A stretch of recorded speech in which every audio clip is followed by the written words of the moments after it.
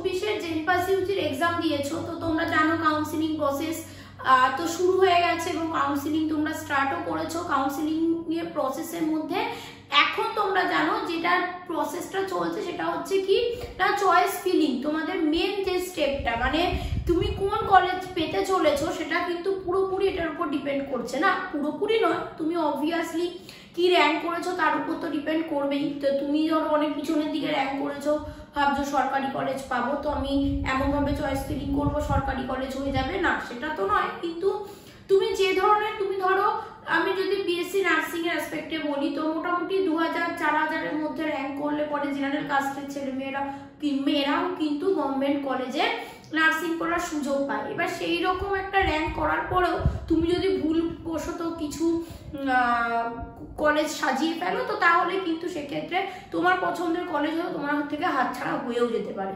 তো এইটা তোমরা জানো মোটামুটি যারা কাউন্সিলিং করতে চলেছো। তো এবার তোমাদের একটা প্রশ্ন হচ্ছে কি যে এই র্যাঙ্কে কি আমি ওই কলেজ পাবো কিনা, তো সেক্ষেত্রে আমরা একটা কি করতে পারি না, দেখো এখানে একটা সিট ম্যাট্রিক্স পাচ্ছি, কিরকম দেখাচ্ছে বলছে জেনপাস ইউজি 2024-এর কাউন্সিলিং এবং তার জন্য দেখো এখানে অফিসিয়ালি একটা সিট ম্যাট্রিক্স দেওয়া আছে। তো তোমরা এটার একটা হেল্প নিতে পারো, যদি কেউ যদি না থাকো আমি একবার তোমাদের বলে দিচ্ছি। দেখো রাউন্ড নাম্বার বলে অপশন আছে, এবার আমরা তো এখনো জানি যে ফার্স্ট রাউন্ডেরই রেজাল্ট আসেনি, ফার্স্ট রাউন্ডের রেজাল্ট আসবে, তারপর দেখবে রাউন্ড 1 রাউন্ড 2 সবের এরকম আমরা সিট ম্যাট্রিক্স পাবো। তো আপাতত তোমাদের তো রাউন্ড 1-এরই দরকার, সেটা দেখো তুমি এখানে পেয়ে যাবে। তো এটা সিলেক্ট করলে স্ট্রিম সাপোজ আমি বিএসসি নার্সিং চাইছি, তো বিএসসি নার্সিং ক্লিয়ার মানে ক্লিক করলাম। এবার ইনস্টিটিউট টাইপ আমি গভর্নমেন্ট কলেজে পড়তে চাইছি, তো স্টেট গভর্নমেন্টের আন্ডারে অল ইনস্টিটিউটের সিট ম্যাট্রিক্স আমি দেখতে চাই, তো হলো। তো এবার এখানে তাহলে যদি আমি এটাকে সাবমিট করি তাহলে দেখবে একটা আইডিয়া আমরা এখানে পেয়ে যাচ্ছি। কিরকম দেখো আমি একবার পরপর যদি দেখি তোমরা যদি বুঝে নিতে পারো নিজেরাই। তো এখানে বিএসসি নার্সিং আমি তো স্টেট গভর্নমেন্ট ক্লিক করেছিলাম, তাহলে স্টেট গভর্নমেন্টের আন্ডারে যা কলেজগুলো আছে সেগুলো যেখানে বিএসসি নার্সিং পড়ানো হয় সবগুলোই আমাকে শো করবে, তাই দেখো করছে এখানে গভর্নমেন্ট কলেজ সব দেখতে পাচ্ছি, স্টেট গভর্নমেন্ট কলেজ, ঠিক। তো এবং পরপর দেখো সব বিএসসি নার্সিং স্টেট গভর্নমেন্ট কলেজগুলোর নাম দেওয়া আছে এবং নাম থেকে ঠিকানা আমরা বুঝতে পারছি কি, এবং সেটার উপর বেস করে কোথায় দেখো মোটামুটি কটা সিট ওপেন বলতে জেনারেলের জন্য আমি পেয়ে যাচ্ছি PWD, OBC A, OBC B, ঠিক আছে। তো এই OBC A, B A, PWD, SC, ST এই সবের ইডব্লিউএস দিয়ে আলটিমেটলি টোটাল সিট কটা। তো সেই অনুযায়ী আমরা প্রথমে যে কলেজটা পেয়েছি আসানসোল ইএসআই কলেজ, সেখানে দেখো 50টা সিট, তারপরে 60টা সিট, এভাবে আমরা টোটাল সিটও দেখো পেয়ে যাচ্ছি। বোঝা গেল কি ব্যাপারটা হচ্ছে?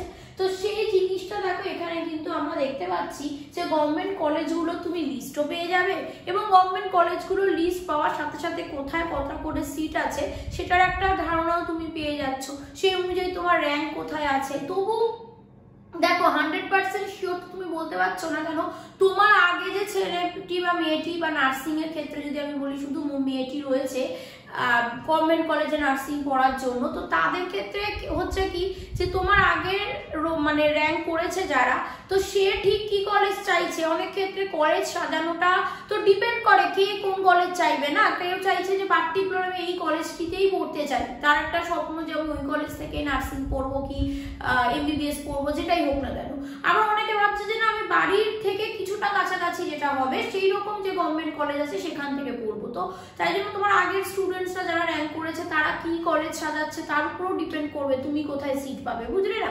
তো সেই জন্য তো তুমি একদম অ্যাকিউরেট তুমি বুঝতে পারবে না, মানে বলতে পারো না যে হ্যাঁ এটা আমি এত নম্বরে এই কলেজটা সাজালে আমি এখানেই ওই সিট পাবোই পাবো, ওরকম ভাবে তো অ্যাকিউরেটলি তুমি কেউ বলা সম্ভব নয়। কিন্তু তবু তুমি এখানে একটা মানে আন্দাজ পেয়ে যাচ্ছ, একটা মানে আইডিয়া পেয়ে যাচ্ছ যে আমার লোকালিটিতে কি কি কলেজ আছে, সেই কলেজগুলোতে সিট কত, আমার র্যাঙ্ক কত, এই অনুযায়ী তুমি একটা সাজানোর কিন্তু সুযোগ পাবে। আশা করি বিষয়টা তোমাদেরকে বোঝাতে পেরেছি। এবার যদি আমি ভাবি যে গভর্নমেন্টগুলো হলো একইভাবে অনেক স্টুডেন্টদের, যেমন ধরো বিএসসি নার্সিং এগুলো একসঙ্গে পেয়ে গেলাম, এবার যেগুলো প্যারামেডিক্যালের কোর্স, সব প্যারামেডিক্যাল কোর্সগুলো সব কলেজে আবার অ্যাভেলেবেল থাকে না। তো কোন কলেজে তুমি যে প্যারামেডিক্যাল কোর্সগুলো করতে চাইছো সেটা কোন গভর্নমেন্ট কলেজে ধরো অ্যাভেলেবেল আছে বা কোন প্রাইভেট কলেজে অ্যাভেলেবেল আছে, সেগুলো তুমি এখান থেকে একদম অথেন্টিক মানে যা ব্যাপারটা তুমি জেনে যাবে। তুমি এখানে কি করছো, ইনস্টিটিউট এখানে তো হলো, স্ট্রিমটাকে তুমি চেঞ্জ করো,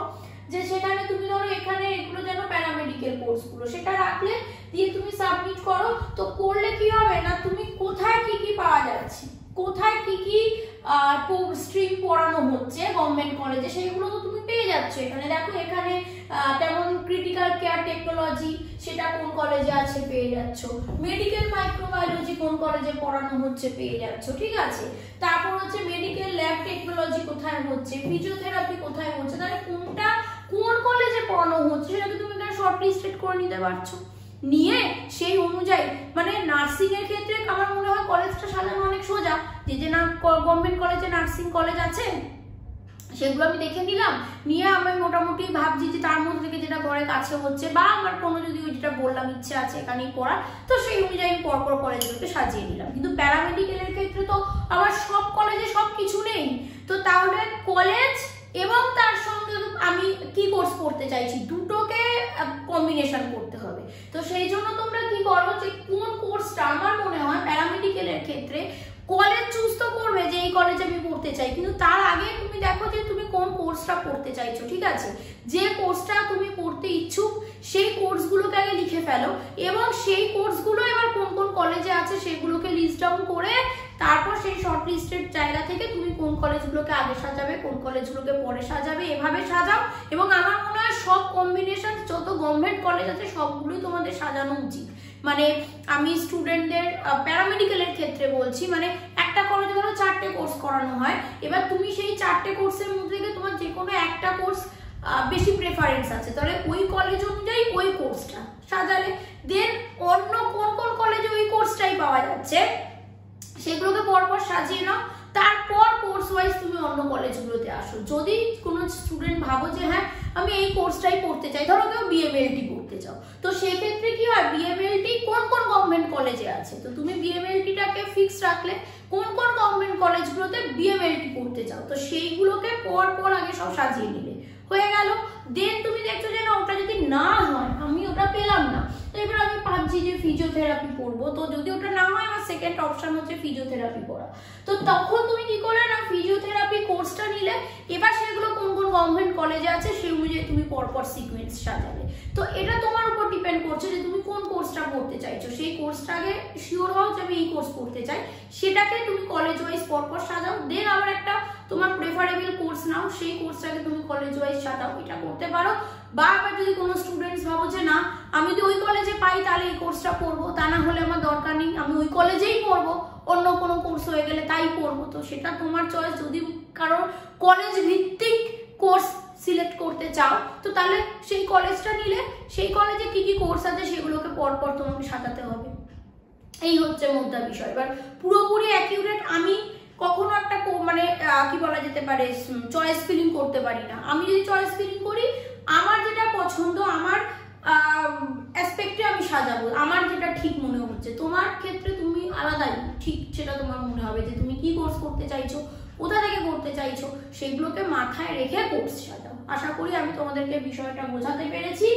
এইগুলোই মাথায় রেখে কিন্তু তোমাকে কলেজ সাজাতে হবে। এখনো দেখছি মানে শুরু হয়ে গেছে তোমাদের চয়েস ফিলিং করা, কিন্তু তবুও এটা নিয়ে অনেক কনফিউশন আছে, থাকাটা স্বাভাবিক। যারা বিশেষ করে প্রথমবার চয়েস ফিলিং করছো, মানে এবার প্রথমবার এক্সাম দিয়েছো, তো অবশ্যই এটা একটা মানে ডাউট অনেকের থাকে, এটা না থাকাটা কিছু অস্বাভাবিক নয়। তো এইগুলোকে একটু মাথায় রাখো, এবং আমি আমার মনে হয় ওটা যে বারবার কাউকে জিজ্ঞেস করার থেকে তুমি এই বিষয়গুলোকে মাথায় রাখো, মাথায় রেখে তুমি ডিসাইড করো যে তুমি কোনটা করতে চাইছো। কারণ আলটিমেটলি এরপরে তো তোমাকেই সব কিছু করতে হবে, তোমাকেই সেই কলেজে পড়তে হবে, সেই কোর্সটা নিয়ে তোমাকে পড়তে হবে।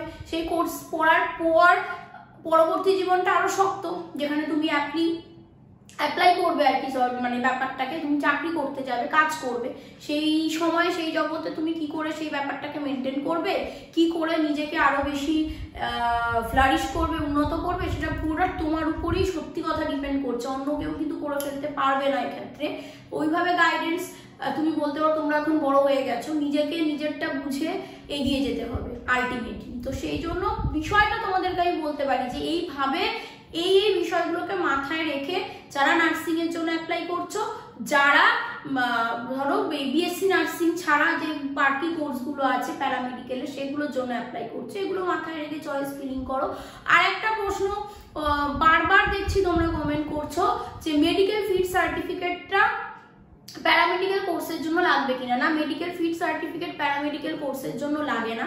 Medical fit certificate BSc nursing যারা করবে তাদেরকে যে কলেজে অ্যাডমিশন নিচ্ছ তাদের সাবমিট করতে হয়। প্যারামেডিক্যালের জন্য ফিট সার্টিফিকেট প্রয়োজন পড়ে না। আশা করি সবাই বিষয়টাকে বুঝতে পেরেছো। তো এইভাবে সবাই চয়েস ফিলিং করো। আর কি কি ডাউটস আছে সেগুলো তোমরা কমেন্টে জানাও, তো সেই মতো তোমাদেরকে রেসপন্স করব। আরও একটা কথা বলে রাখি, যারা 2025-এর প্রিপারেশন নিতে চাইছো তারা কিন্তু এখন থেকে ক্লাস স্টার্ট করো। যাদের ধরো 4-5 হাজারের মানে 5 হাজারের পরে র্যাঙ্ক এসেছে তারা এখনো যদি ওয়েট করো, অনেক ক্ষেত্রে দেখবে যে কাউন্সিলিং এর পর শেষে হয়তো তোমার হলো না কোনোভাবে, তো তাই জন্য সম্ভাবনা 5 হাজারেরও পরে যদি হয় তো সেক্ষেত্রে কম থাকছে। তো আর সেই জন্য বলার বিষয় আমার এটা যে সেক্ষেত্রে কি হয়, পুরো কাউন্সিলিং প্রসেসটা তোমরা দেখতে পাচ্ছ যে অক্টোবর মান্থ পেরিয়ে যাচ্ছে, মানে অক্টোবর মান্থ এসে যাচ্ছে। তো তার উপরে যদি তুমি প্রিপেয়ার করা শুরু করো তাহলে তো 2025-এর প্রিপারেশনের জন্যও সময় অনেক পিছিয়ে যাচ্ছে না। তো তাই যারা মনে করছো যে আমার হয়তো এবছর সিলেকশন নাও হতে পারে, এরকম অ্যামাউন্ট মানে এরকমই একটা র্যাঙ্ক এসছে, তো তারা কিন্তু এখন থেকে নেক্সট ইয়ারের জন্য প্রিপারেশন নেওয়া শুরু করো। তোমাদের ক্লাস স্টার্ট হয়ে গেছে, অনলাইন ক্লাস করানো হচ্ছে, অফলাইনও ক্লাস করানো হচ্ছে। অনলাইন যারা ক্লাস করতে চাও অ্যাচিভার স্টাডি সেন্টার অ্যাপটাকে ইনস্টল করতে পারো, অ্যাপের লিঙ্ক ভিডিও ডেসক্রিপশনে আছে। তাছাড়াও তুমি গুগল প্লে স্টোর থেকেও অ্যাপটাকে ইনস্টল করে নিতে পারো, অ্যাচিভার স্টাডি সেন্টার অ্যাপটার নাম পাবে। এবং সেখানে physics, chemistry, biology, logical reasoning, English এই 5টা সাবজেক্টেরই details discussion class, mock test, monthly test, doubt clearing class সব কিছু কিন্তু সেখানে অ্যাভেলেবেল রয়েছে। সব ক্লাস তুমি লাইভ টিচারদের সঙ্গে ডাইরেক্ট ইন্টারাকশন করে যেরকম অফলাইন ক্লাস হয় সেরকমই করতে পারবে। তুমি ক্লাস করছো, করতে করতে কোনো একটা পয়েন্টে তোমার প্রবলেম হলো, তুমি সেই সময় টিচারের সঙ্গে কথা বলে জিজ্ঞেস করে জেনে নিতে পারবে। তাছাড়াও সেই ক্লাসগুলো তোমার কাছে রেকর্ডেড ফর্মে থাকবে, তুমি এক্সামের আগে যতবার চাইবে সেই ক্লাসগুলোকে রিভিউ করতে পারো। আশা করি বিষয়টা বোঝা গেছে। কারণ যদি ক্লাস করতে প্রয়োজন হয়, মনে হয় তুমি ক্লাস করতে চাও এবং ক্লাস কিভাবে হচ্ছে, কি করে অ্যাডমিশন নেবে কিছু জানার থাকে, তাহলে স্ক্রিনে যে নাম্বারটা যাচ্ছে সেই নাম্বারে হোয়াটসঅ্যাপে মেসেজ করে রেখো, তো তুমি অবশ্যই রিপ্লাই পাবে। সবাইকে all the best, thank you.